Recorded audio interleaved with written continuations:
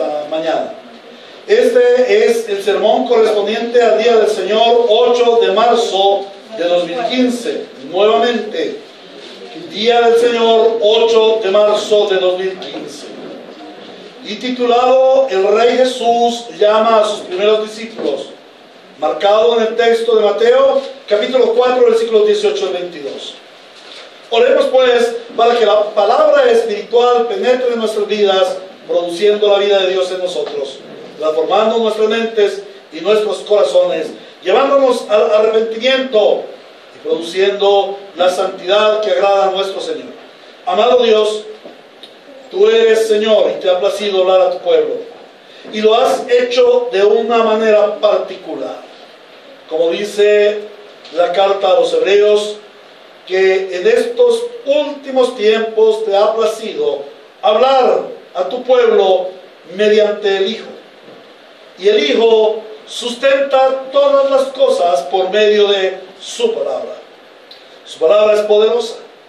Su palabra se ha conservado por siglos de siglos.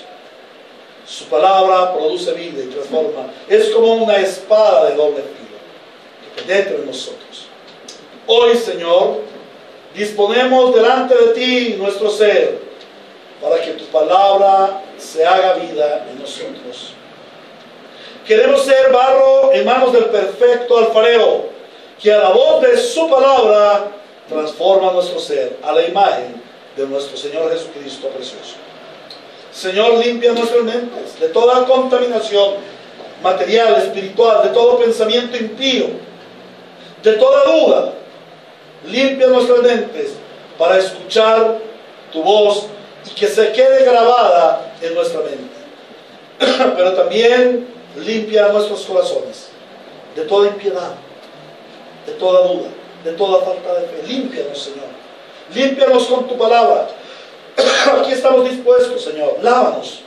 Lávanos con tu palabra y santifícanos en tu verdad. Tu palabra es la verdad. Gracias, Señor, porque hoy, por la predicación de tu palabra, tu iglesia es edificada. Somos benditos de Dios al ser edificados por la palabra. Pero, precioso Señor, tu palabra tan poderosa trae vida a los que están muertos en sus delitos y pecados. Y te suplicamos que en esta mañana abra los oídos de aquellos que han estado sordos al Evangelio y digas: Efatá, ábranse los oídos de los sordos y escuchen la palabra que les dará vida. Y añade cada día a tu iglesia a los que van siendo salvados. Señor, asiste a este siervo a quien tú has llamado. Asísteme, Señor, porque soy insuficiente en mí mismo, porque soy indocto en mí mismo, porque mi suficiencia no puede provenir de mí. Mi suficiencia proviene del Dios de los cielos y de la tierra. Señor, me considero solo un parlante de tu palabra. Líbrame de desviar a tu pueblo. Señor, céntranos en tu palabra y solo en tu palabra y nada más que tu palabra. Asísteme, Señor, para que no me aparte de tu palabra, ni aparte tu pueblo de tu palabra. Estas oraciones te las presentamos en el nombre de tu Hijo Jesucristo, nuestro amante Redentor, para la gloria y el honor de tu santo nombre por siempre en tu iglesia. Amén y amén. Esto dice el Espíritu a su iglesia en este día. Mateo capítulo 4, 18 al 22. Mientras caminaba junto al mar de Galilea, Jesús vio a dos hermanos. Uno era Simón, llamado Pedro, y el otro Andrés. Estaban echando la red al lago, pues eran pescadores. Vengan, síganme, les dijo Jesús, y los haré pescadores de hombres. Al instante dejaron las redes y los siguieron. Más adelante vio a otros dos hermanos, Jacobo y Juan, hijos de Zebedeo, que estaban con su padre en una barca remendando las redes. Jesús los llamó y dejaron enseguida la barca y a su padre y los siguieron. Palabra de Dios. Amén.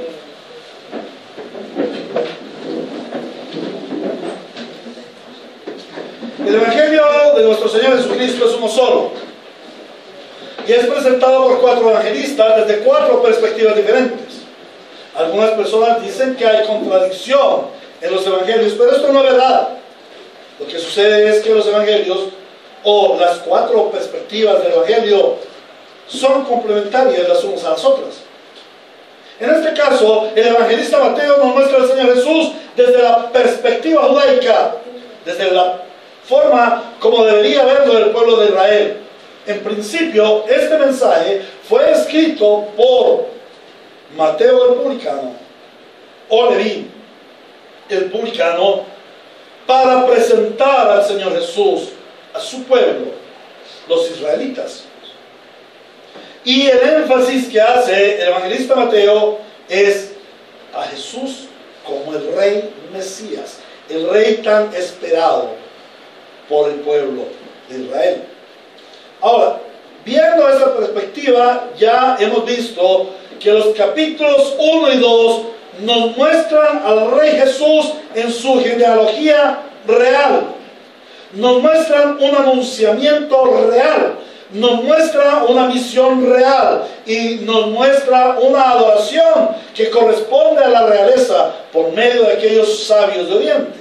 Luego, en los capítulos 3 y 4, el evangelista nos introduce en el ministerio del rey, el anunciamiento ministerial, la consagración del ministerio del rey, en el ministerio del rey, la primera gran batalla que libra el gran rey y la gran proclamación del rey Jesús, el evangelio. Al finalizar el capítulo, el evangelista nos muestra el llamamiento de los primeros discípulos, sus primeras acciones y sus primeros seguidores. Los versículos 18 y 22, objeto de nuestro estudio en esta mañana, contemplan el relato de cómo el rey Jesús llama a sus primeros 4 discípulos. Empieza el Señor Jesús, el rey Jesús, a nombrar su gabinete de ministros. Y vamos a meditar en este tema mediante 3 aspectos. El primer aspecto que vamos a ver es el alto llamado. El alto llamado. En segundo lugar vamos a ver el gran propósito. Y en tercer lugar vamos a ver la obediente respuesta. Miremos pues el alto llamado. ¿En qué consistió ese alto llamado? El versículo 18, versículo 19 y versículo 21 dice: mientras caminaba junto al mar de Galilea, Jesús vio a 2 hermanos. Uno era Simón, llamado Pedro, y el otro era Andrés. Estaban echando la red al lago, pues eran pescadores. Vengan, síganme, les dijo Jesús. Más adelante vio a otros 2 hermanos, Jacobo y Juan, hijos de Zebedeo, que estaban con su padre en una barca remendando las redes. Y Jesús los llamó. El relato comienza diciéndonos que el rey Jesús caminaba junto al mar de Galilea. Y en esta sencilla frase encontramos 2 asuntos bien importantes de la historia. En primer lugar, podemos observar que el Señor Jesús, habiendo estado en la ciudad de Jerusalén, que era el centro político y religioso de Israel, a él no le plació llamar a nadie de allí, de esa ciudad. En esa ciudad estaba concentrado el gobierno, la corte herodiana, hombres influyentes, hombres adinerados, hombres poderosos en gobierno, en autoridad para el pueblo de Israel de la época. Pero el Señor Jesús no llamó a ninguno de ellos. Pero allí en la ciudad de Jerusalén también estaban los eruditos religiosos, el Sanedrín, los maestros de la ley. Pero él tampoco escogió a ninguno de ellos. El Señor Jesús, como lo recordamos en una predicación anterior, se fue a Galilea. ¿Recordamos qué característica tenía Galilea? Galilea de los gentiles. Ciudad despreciada por los demás israelitas. Ciudad menospreciada. Y claro, más menospreciadas sus gentes. ¿Por qué? Porque hasta en su forma de hablar, ellos eran diferentes a los otros israelitas.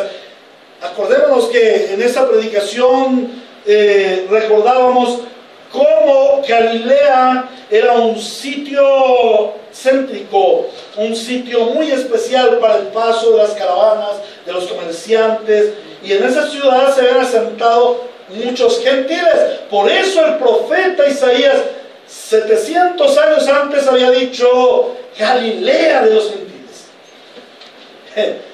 Y esos gentiles habían permeado la cultura y la religión de los israelitas. Pero qué curioso, o mejor, qué tan especial. Allí es a donde se dirige el Señor Jesucristo. No llama a hombres importantes, ni del Estado, ni de la religión. Se va y llama a unos hombres simples, a unos sencillos pescadores. ¿Y qué significado tiene esto? Esto nos enseña que el Señor Jesús no ve como los hombres vemos. A ojo de buen cubero, a ojo de buen crítico, diríamos, pero si Él estaba formando su gabinete, ¿por qué no escogió la flor y nata, la crema del pueblo de Israel? Eruditos, gente de mucha sapiencia, que lo rodeara y que se formara un muy buen gobierno. Bueno, porque los ojos del Señor son bien diferentes a nuestros ojos. Perdón, me ha afectado un poco la garganta. Creo que es la altura de Santa Elena. Bueno, seguimos. Señor, gracias, porque tú me das fuerzas de búfalo. Eres tú el que predicas esta mañana. Entonces, el Señor Jesús nos enseña que Él no ve como los hombres vemos. Y les invito a que vayamos a 1 Corintios, capítulo 1, 26 al 29. Y ya que estoy así un poquito molesto de la garganta, le pido el favor a Juan David que con alta voz, con sonido de trompeta, nos leas 1 Corintios 1, 26 al 29.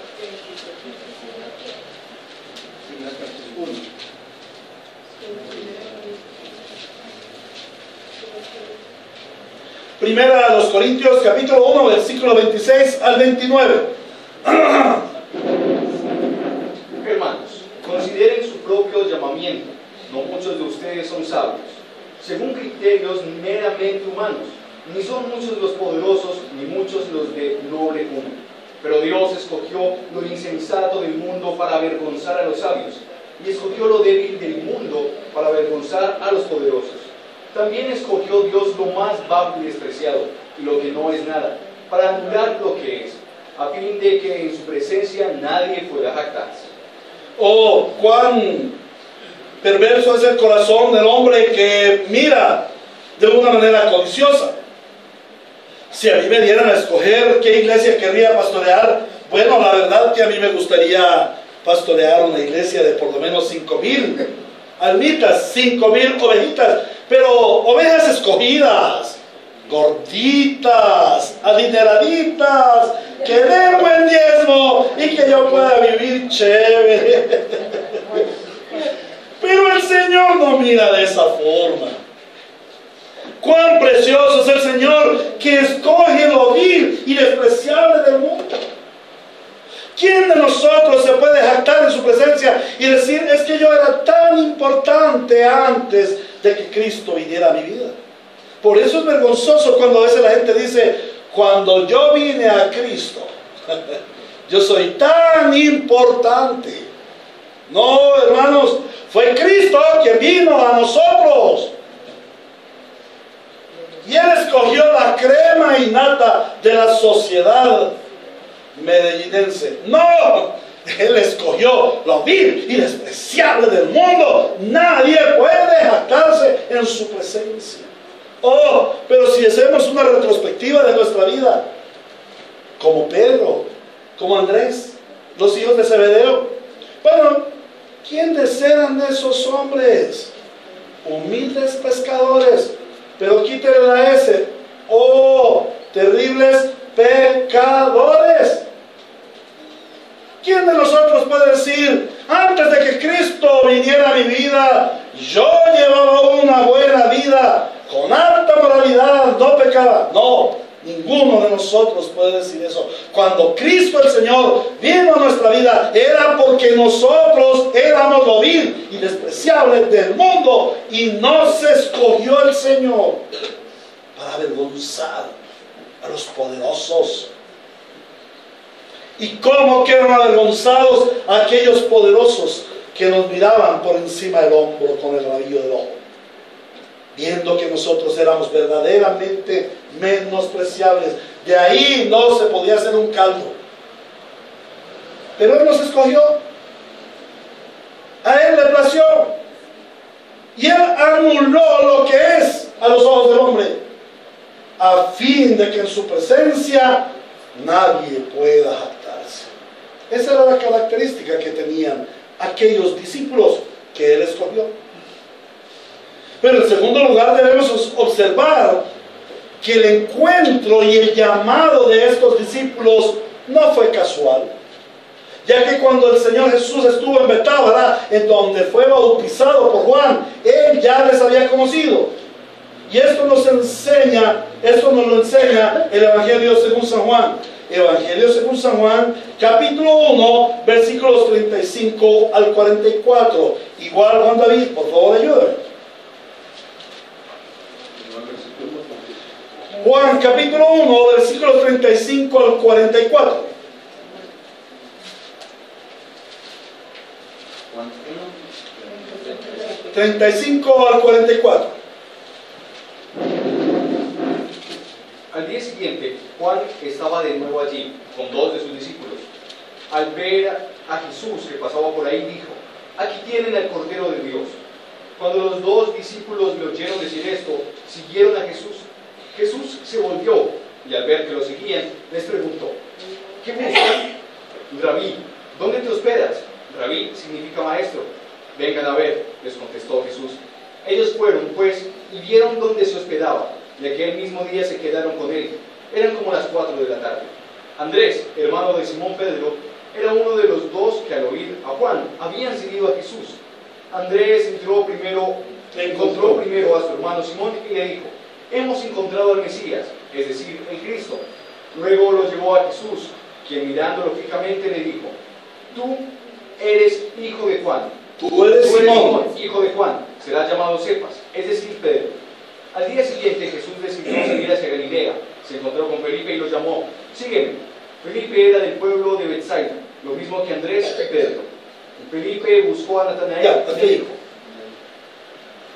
hermanos queridos, si nosotros comparamos estos 2 textos, podríamos decir, ¿en cuál de los 2 fue el llamamiento de los discípulos? ¿Fue en Juan, después del bautismo, o fue en Mateo? Mira, la Biblia se contradice. No, la Biblia no se contradice, son 2 hechos diferentes, y vamos a conocer. Aquí en este texto podemos ver, en el texto de Mateo podemos ver que el Rey Jesús conoce a los suyos, y los suyos le conocemos. Él elige a los que previamente, como dice Romanos, a aquellos que de antemano conoció. Sus ovejas oímos su voz y le seguimos. Nuestro encuentro con Jesús, al igual que el de Pedro, el de Andrés, el de los hijos de Zebedeo, no es casual. Ni Él nos llama por casualidad. Todo obedece al plan eterno diseñado por Dios en su santo consejo trino, como lo veíamos en la escuela dominical. Cuando vino el Rey Jesús a aquellos hombres, ellos estaban en su oficio de pescadores. Eran hombres ocupados, no eran ociosos. Ellos eran pescadores. La ociosidad y la pereza son instrumentos para el pecado. Y aquellos que son holgazanes están más atentos a prestar sus servicios al diablo que a escuchar el llamado de Dios. Sin duda alguna, Dios ya había preparado el terreno del corazón de aquellos hombres para estar atentos al llamado definitivo del Príncipe de Paz. Estando ellos en sus oficios, los unos remendando y los otros pescando, de repente oyen una voz de lo alto que le llama: Es una voz diferente. Es un llamado diferente. Ellos estaban acostumbrados a los gritos de las faenas de pesca. Pero esta vez era diferente. Esta voz era diferente. ¿Por qué razón, hemos de preguntarnos, ellos habrían de oír la voz del Señor diciéndole, vamos, síganme, y dejar inmediatamente sus oficios sin más ni más? Naturalmente podríamos decir, es que ellos ya conocían al Señor y querían ser sus discípulos. Pero los dos hermanos a la vez, ¿no se convertiría esto en un grave problema para el negocio de la pesca? ¿No estarían dañando las finanzas familiares? Por tanto, debemos desechar la idea natural de la respuesta al llamado. Es que el Rey Jesús habla como quien tiene autoridad, y no cualquier autoridad, sino la suprema autoridad. Nadie se puede resistir a su llamado celestial. El Rey Supremo llama a aquellos súbditos y les dice, vengan, síganme. La palabra usada aquí en el Evangelio es kaleo, en griego, que indica frecuentemente un llamado vocacional. Un llamado vocacional. Lo cual nos conlleva a pensar que este llamamiento fue percibido por aquellos toscos hombres de faenas pesqueras como algo sobrenatural. Ellos no oyeron con el oído físico natural. Ellos oyeron con el oído espiritual, el oído sobrenatural, el oído del corazón. Entonces podemos recordar que había cerca de 6 meses atrás, ellos fueron aguas abajo por el Jordán para escuchar a un tal Juan el Bautista, que estaba predicando el Evangelio. ¿Y por qué fueron ellos cuando escucharon que Juan el Bautista estaba kilómetros río abajo? ¿Por qué fueron ellos a Juan el Bautista? Porque su corazón estaba inquieto. Porque el Espíritu Santo ya estaba obrando. El Espíritu Santo les estaba confrontando con su pecado. Les estaba llevando al arrepentimiento y les estaba creando una gran necesidad por Cristo.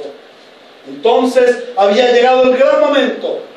Tiempo atrás, Juan les había dicho, he aquí el Cordero de Dios. Este es el Cordero de Dios que quita el pecado del mundo.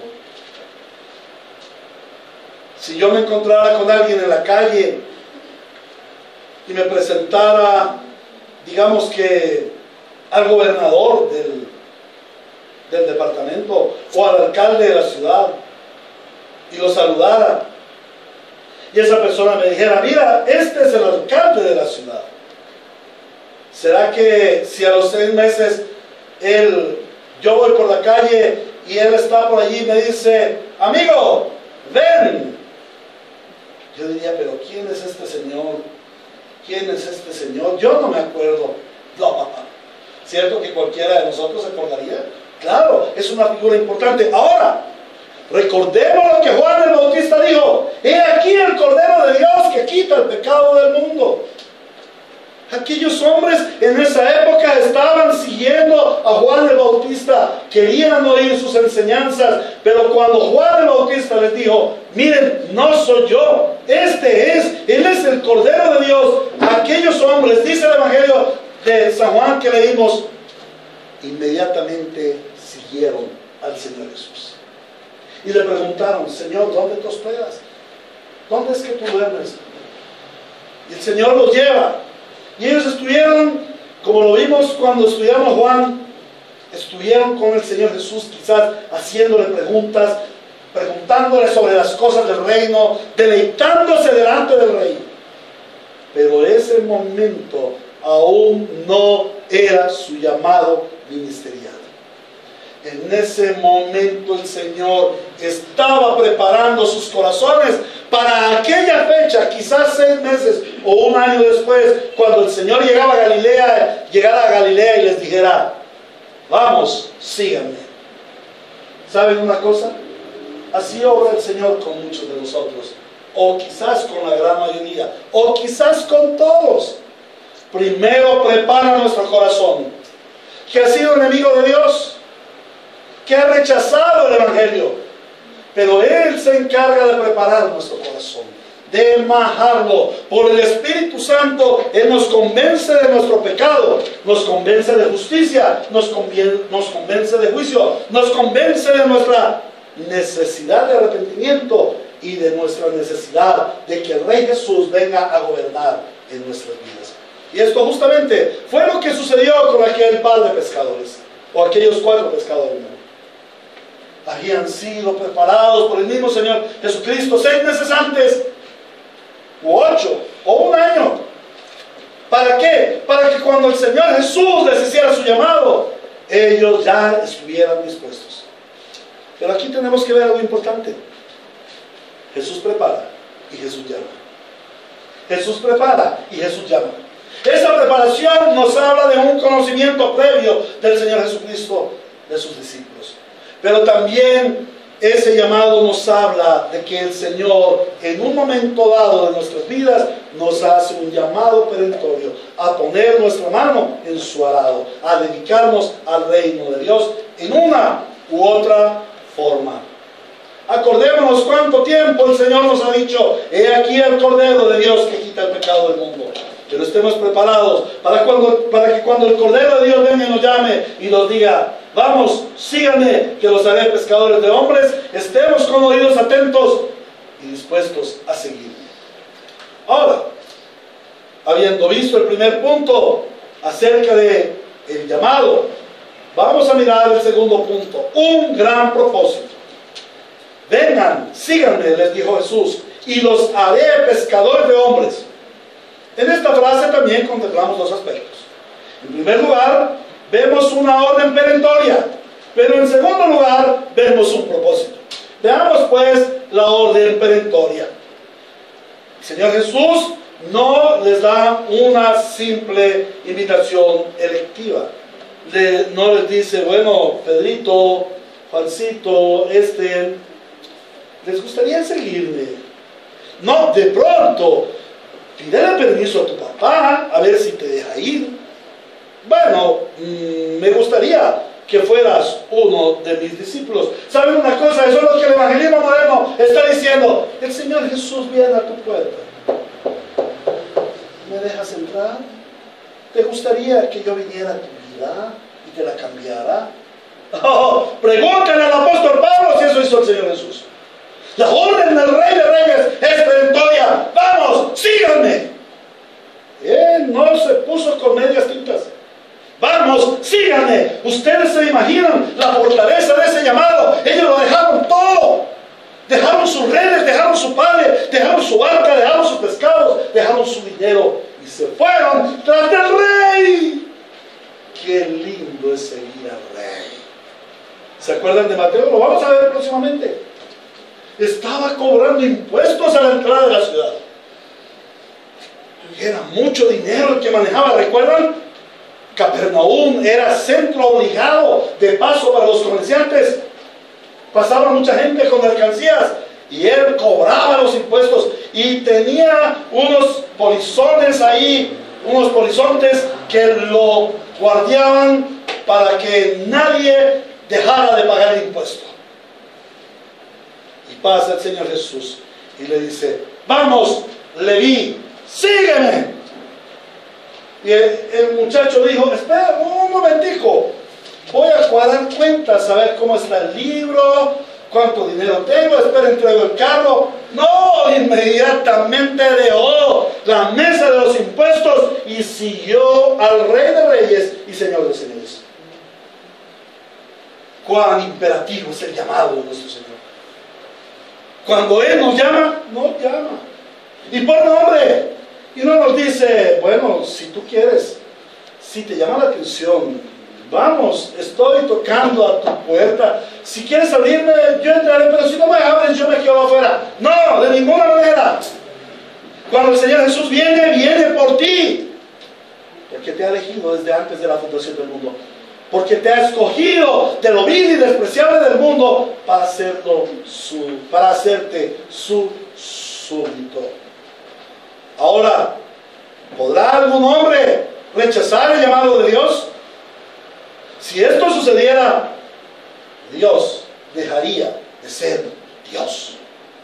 La orden es clara, es perentoria, es autoritativa. Vengan, síganme.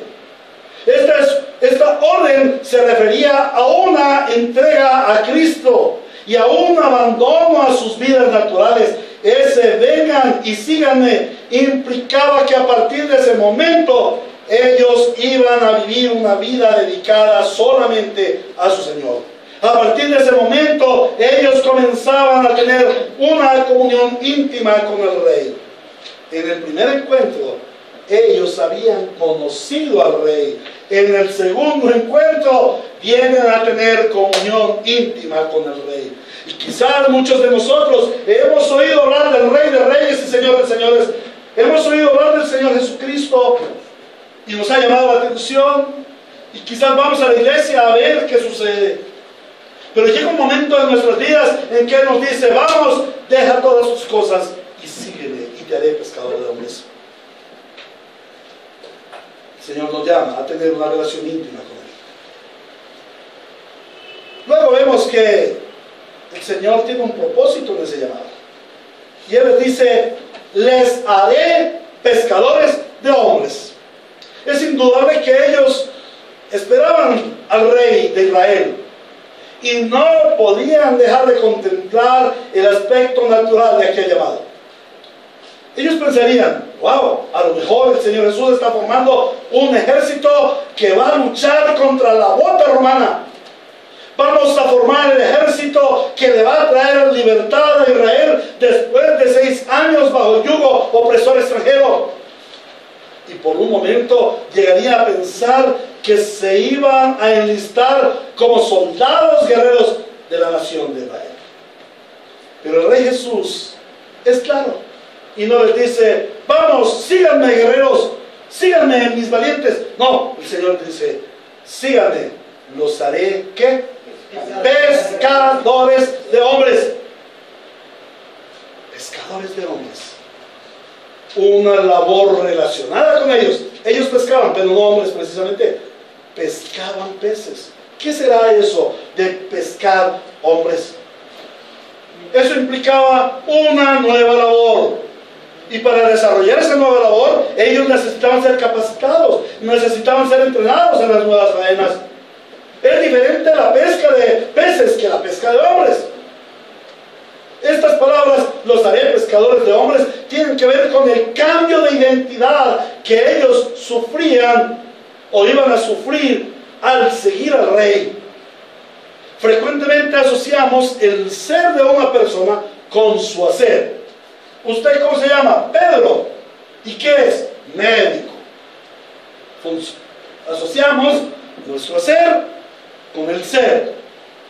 Bueno, para aquellos discípulos su ser tenía que ver con la pesca.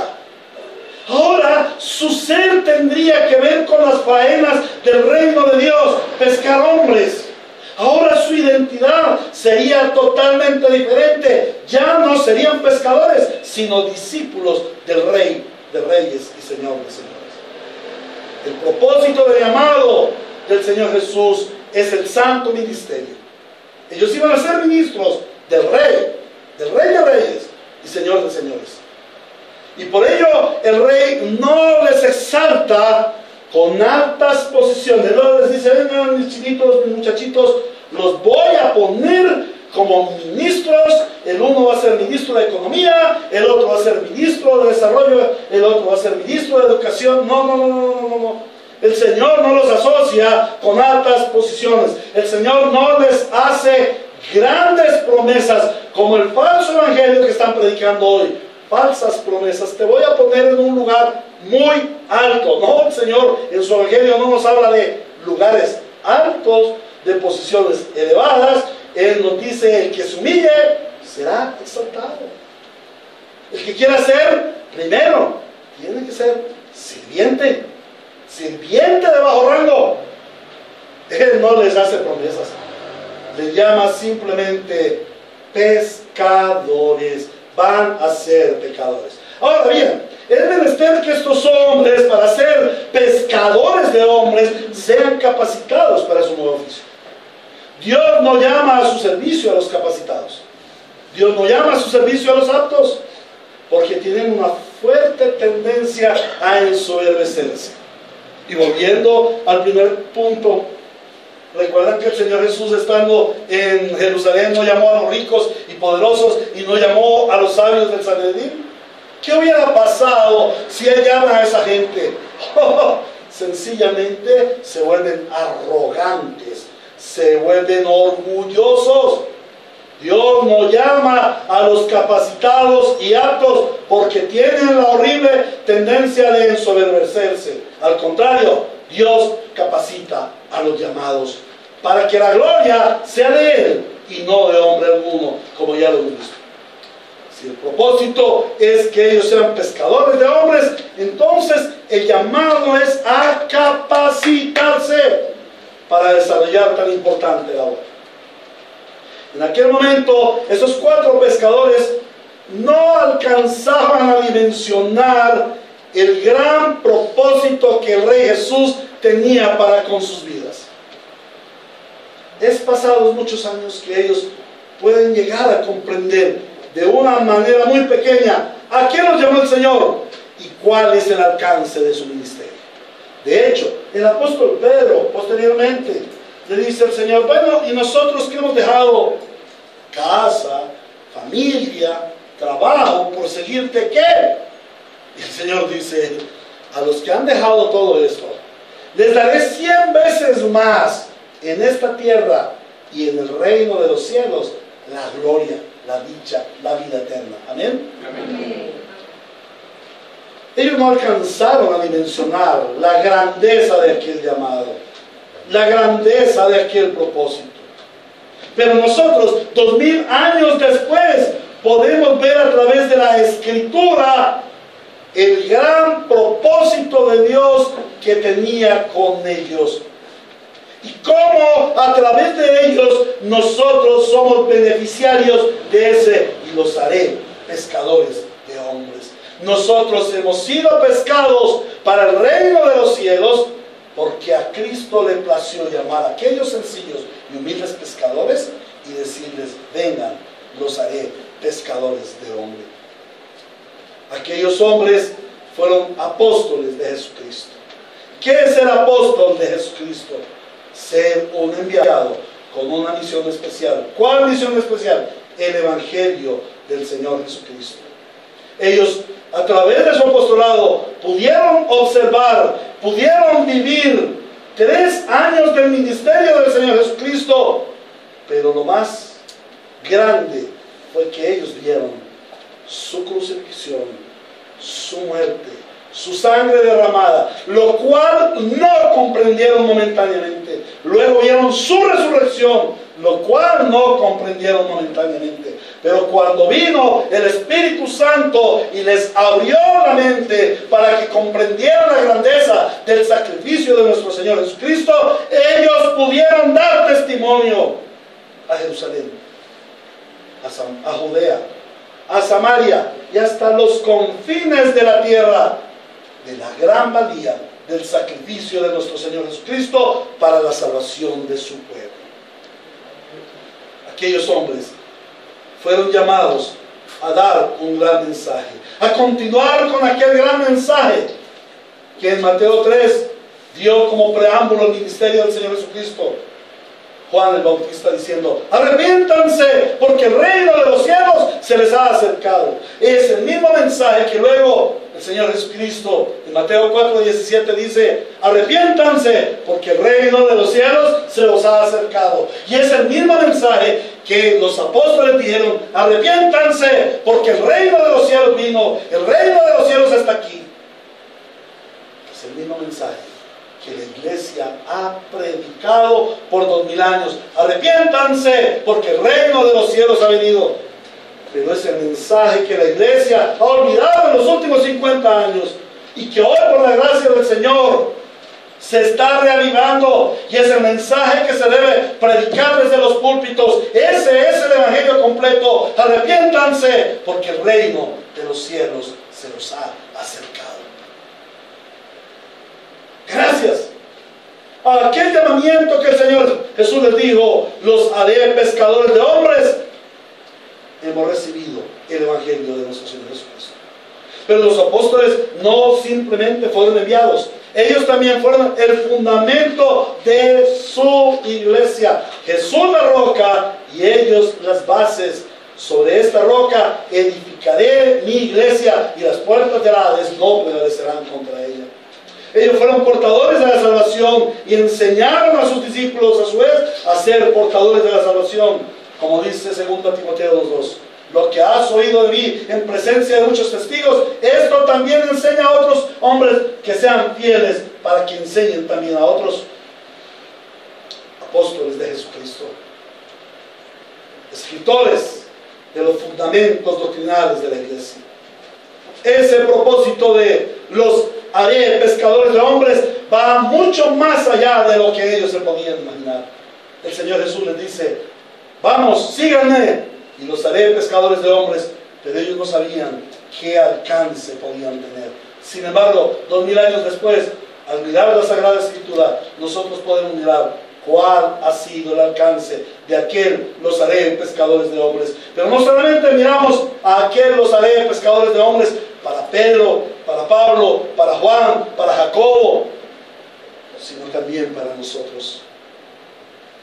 Y esto nos enseña a nosotros que los frutos espirituales no se ven a corto plazo, que debemos perseverar en el Señor para lograr ver cumplidos los propósitos que en el reino de Dios Él ha dispuesto a través de nosotros. En el reino de Dios las cosas son diferentes al sistema llamado mundo. En este sistema llamado mundo todo se mide por resultados a corto plazo, a mediano plazo, y se rechazan mucho los resultados a largo plazo. Pero como ministros del reino no veremos el alcance de nuestra obra en el Señor hasta que el Rey Jesús no termine la suya y nos lleve con Él a su santo reino. Y entonces Él dirá: venid benditos de mi reino. Y nosotros diremos: obreros infieles somos, solo lo que tú nos has pedido, y ni aun eso hemos hecho. Ahora, estos dos primeros puntos nos llevan al tercero. Jesús pasa por allí, ve a los pescadores, los llama y les dice: vengan, los haré pescadores de hombres. Pero ¿cuál es la respuesta de aquellos hombres? Al instante, versículo 20 dice: al instante dejaron las redes y lo siguieron. Versículo 22: y dejaron enseguida la barca y a su padre y lo siguieron. Debe ser para nosotros asunto de gran admiración el observar la obediente respuesta de aquellos 4 pescadores. Dejaron las redes, dejaron las barcas, dejaron todo su sustento, abandonaron toda su fortuna amasada con esfuerzos a través de los años. Se desprendieron de su familia, lo arriesgaron todo por seguir el supremo llamamiento. ¿Cuánto cuesta el obedecer el alto llamamiento que nos hace hoy el Rey Jesús? A sus verdaderos discípulos les cuesta todo. Porque siempre hemos de considerar el gran tesoro que representa el Rey Jesús. Y esto lo podemos ver en las parábolas de Mateo capítulo 13, versículos 44 al 46. Vamos allí, Mateo capítulo 13, versículos 44 al 46. Mateo 13, 44 al 46. Dice: el reino de los cielos es como un tesoro escondido en un campo. Cuando un hombre lo descubrió, lo volvió a esconder, y lleno de alegría fue y vendió todo lo que tenía y se compró ese campo. También se parece el reino de los cielos a un comerciante que andaba buscando perlas finas. Cuando encontró una de gran valor, fue y vendió todo lo que tenía y la compró. ¿Estás dispuesto a darlo todo por el gran premio. Para nosotros como hombres, queremos las cosas terrenales, mundanales y pasajeros. Para nosotros, las riquezas son las de este mundo. Pero para los espirituales, las riquezas son las riquezas del reino. Y para los espirituales, el abandonar o vender o dejar las riquezas de este mundo no son nada comparado con la gran riqueza del tesoro del reino de los cielos. En Juan 21, capítulos 18 y 19, el apóstol Pedro puede dar fe de cuánto le costó este llamamiento supremo del Señor Jesucristo. Recordamos, iba el Señor Jesucristo con Pedro y Juan. Juan estaba pescando, él había negado 3 veces al Señor, y Pedro y 5 más de sus discípulos, de los discípulos del Señor, estaban pescando, se habían olvidado del alto llamamiento, y viene el Señor Jesús y llama a Pedro y lo restaura. Y 3 veces lo negó Pedro, 3 veces el Señor Jesús lo restaura y le dice: Pedro, ¿me amas? Y él le dice: sí, Señor, tú sabes que yo te amo. Apacienta mis ovejas. Pedro, ¿tú me quieres? Señor, pero que sí, que te quiero, que te amo. Bueno, si me amas, apacienta mis corderos. Y una tercera vez le preguntó: Pedro, ¿me amas? Y ya Pedro, con su corazón casi destrozado, le dice: Señor, tú sabes que sí te amo. Y quizás dentro de su corazón estaba pensando: es cierto, Señor, yo te negué, pero te amo con mi corazón. ¿Qué es la actitud que debemos tener? He pecado, sí, Señor, he pecado, pero te amo. Perdóname una vez más. ¿Y qué dirá el Señor? Si te he ordenado, perdona 70 veces 7, ¿cómo no habré yo de perdonarte infinitamente? Podemos tener esa confianza con nuestro Redentor. Pedro lo negó 3 veces. El Señor Jesús restauró su ministerio 3 veces. Y le dijo: Pedro, ¿me amas? Sí te amo. Y tú sabes bien que te amo. Bueno, Pedro, ya que estás convencido de tu amor, ahí te dejo mi rebaño.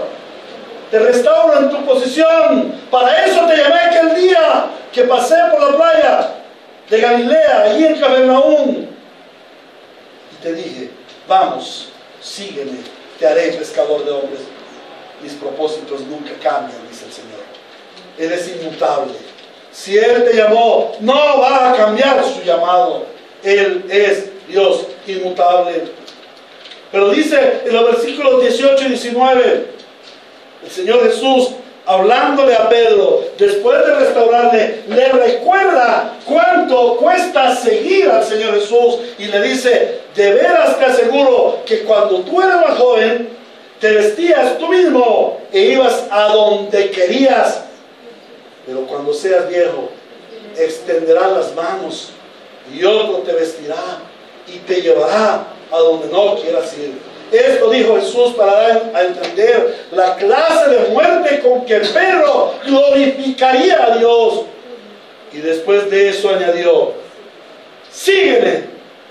Nuevamente aquellas palabras que retumban nuestro corazón. Héctor, sígueme. Humberto, sígueme. Nubia, sígueme. Salomón, sígueme. Sígueme. Y te haré pescador de hombres. Sígueme, te está diciendo el Señor. Un aspecto muy importante que debemos tener en cuenta en nuestro caminar con el Rey Jesús es que para entrar hay que salir, hermanos. Para recibir hay que soltar. Para seguir hay que dejar. Muchas personas piensan que seguir al Señor es simplemente tener una religión que satisfaga sus necesidades económicas y espirituales y de salud, sus caprichos. Pero en realidad el seguir a Jesús implica morir a sí mismo para vivir con Él. Es un constante dejar, es una constante obediencia a su llamado. Que como santos creyentes estemos dispuestos a oír su llamado, a comprender su propósito y a estar dispuestos a seguirle. Como dice Marcos capítulo 8, 34 al 36. Marcos capítulo 8, 34 al 36. Entonces Jesús llamó a la multitud y a sus discípulos diciéndoles: si alguien quiere ser mi discípulo, que se niegue a sí mismo, lleve su cruz y me siga. Porque el que quiera salvar su vida la perderá, pero el que pierda su vida por mi causa y por el evangelio la salvará. Necios, ¿de qué les sirve ganar el mundo entero si se pierde su vida? El llamado del Señor Jesús es un llamado para la vida eterna. Pero para poder recibir la vida, tenemos que morir a nosotros mismos, sacrificarnos a nosotros mismos. Para vivir debemos morir, como Cristo murió para que nosotros tengamos vida. Este es el llamado que el Señor está haciendo a su iglesia. Este es el compromiso que Dios demanda. No es el simple ejemplo de Pedro, de Juan, de Jacobo. No, ese es el llamado que Dios hace a todo hombre. Muchos son los llamados, pero pocos son los escogidos. Muchos son los que escuchan la voz del Evangelio, pero a pocos los que obedecen al Evangelio con esa disposición. Si alguno quiere ser mi discípulo, niéguese a sí mismo, tome su cruz y sígame. Niéguese a sí mismo. Niéguese a sí mismo. Mas ya no vivo yo, Cristo vive en mí. Tome su cruz, tome su calvario, vaya a la cruz, sacrifíquese, muera para tener vida y sígame. Porque el que quiera salvar su vida la perderá. Porque el que quiera vivir para este mundo solamente morirá. Pero el que pierda su vida por mí y por el Evangelio la salvará. La gloria sea a nuestro Señor. A Dios el Padre Celestial, a Jesucristo nuestro Redentor, al Espíritu Consolador, sea toda la gloria, toda la honra y toda la alabanza por los siglos de los siglos en su iglesia. Amén. Ya hemos leído públicamente la palabra. Ya hemos meditado en lo que el Señor nos habla a través de este pasaje. Ahora debemos llegar a las aplicaciones prácticas para nuestra vida. Dice que la palabra de Dios es una espada que penetra y discierne, o sea, separa, produce nueva vida. O sea, la palabra de Dios debe llevar una aplicación, debe convertirse en vida en nuestras vidas. Y vamos a ver 3 aplicaciones. La primera: este es un llamado perentorio para aquellos que no han escuchado el Evangelio. Hoy el Señor te dice: escuchaste el Evangelio, sígueme, ven tras de mí, niégate a ti mismo, toma tu cruz y sígueme. Dios te está haciendo un alto llamado. No estás aquí por casualidad. Dios te llamó. Cristo te está hablando a través de su palabra. Hoy es tu día de salvación. Corre a Cristo. Él es todopoderoso para transformarte del más vil pecador a convertirte en un santo hijo de Dios. Amén. De sacarte de la muerte eterna, del pecado y de la condenación en el infierno, para traerte a ser hijo de Dios, heredero del reino, coheredero en Cristo Jesús. Amén. Dios te hace un llamado hoy y te dice: arrepiéntete, porque el reino de los cielos se te ha acercado. Si oyes hoy su voz, no endurezcas tu corazón. Si oyes hoy su voz, corre a sus pies, corre a los pies de su cruz y clama por tu salvación. Y dile: Señor, no importa el precio, quiero seguirte, porque la recompensa es grande en los cielos. ¿Qué importa esta tierra la cruz? A ti no te importó la cruz porque viste la gloria. A Pedro no le importó la cruz porque vio la gloria. Todos aquellos mártires que han sufrido a través de la historia en Cristo han visto la gloria. ¿Y qué nos espera a nosotros? La gloria. La gloria de aquel que murió por nosotros. La gloria de aquel que nos llama: niégate a ti mismo, toma tu cruz y sígueme. Dios te está llamando hoy Si no has obedecido al Evangelio, corre hoy mismo, obedece al Evangelio. Y Cristo, lleno de misericordia y de amor, abrirá sus brazos y te recibirá, porque Él mismo te ha llamado, porque Él mismo dice: ninguno que a mí venga, yo le echo fuera. Todo el que a mí viene es porque mi Padre lo ha traído. Hoy nuestro Padre te ha traído para que vengas a los brazos de Cristo. Hoy has recibido un llamamiento santo. Considera hoy su voz y no endurezcas tu corazón. Pero también este es un llamado para ti, que hace un tiempo has recibido el llamado y estás siguiendo a Cristo. Considera lo alto del llamado. Es un llamado que vino de Dios. Y tú has seguido ese llamado no por ti, sino por Él. Porque por su Espíritu Santo tú le has seguido. Pero la pregunta es: ¿y hasta dónde has tomado tu cruz? ¿Hasta dónde te has negado a ti mismo? ¿Y hasta dónde estás siguiendo al Señor? ¿Hasta dónde consideras tu llamado como celestial? ¿Cuántos aquí consideran que su llamado es terrenal? ¿Cuántos consideran que Cristo lo ha llamado a vivir la vida buena en esta tierra? Pues les doy la promesa de Cristo: en el mundo tendréis aflicciones. Pero no os preocupéis. Yo he vencido al mundo. Yo vencí la muerte. Yo resucité de entre los muertos y resucitaré a todo aquel que se haya negado a sí mismo, que haya tomado su cruz y que me haya seguido. Porque mi Padre te ha traído. Dios no te ha llamado simplemente para vivir una vida religiosa en esta tierra. Hay un alto llamado para la gloria eterna. Él no murió para que tú vivas bueno aquí. Él murió para que tú vivas eternamente con Él en su gloria. El llamado de Dios tiene un propósito espiritual, celestial y eterno. No es de este mundo. No procura resultados de este mundo.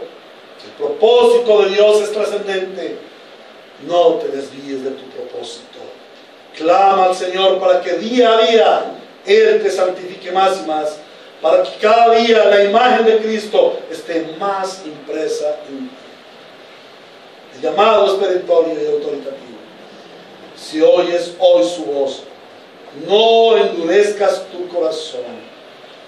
Dios te está hablando. Y si no te está hablando, hoy te dice: búscame en el secreto y me hallarás. Búscame en el secreto y yo te hablaré. Búscame en el secreto y vivirás. Hoy es un llamado como el que le hizo el Señor a aquellos 4 pescadores. Ven a tener intimidad conmigo. Lo más importante de esta vida, lo más importante de esta tierra para nosotros los hijos de Dios, lo más importante del cristianismo es tener intimidad con Dios, ser uno con Él, como Él es uno en el Padre.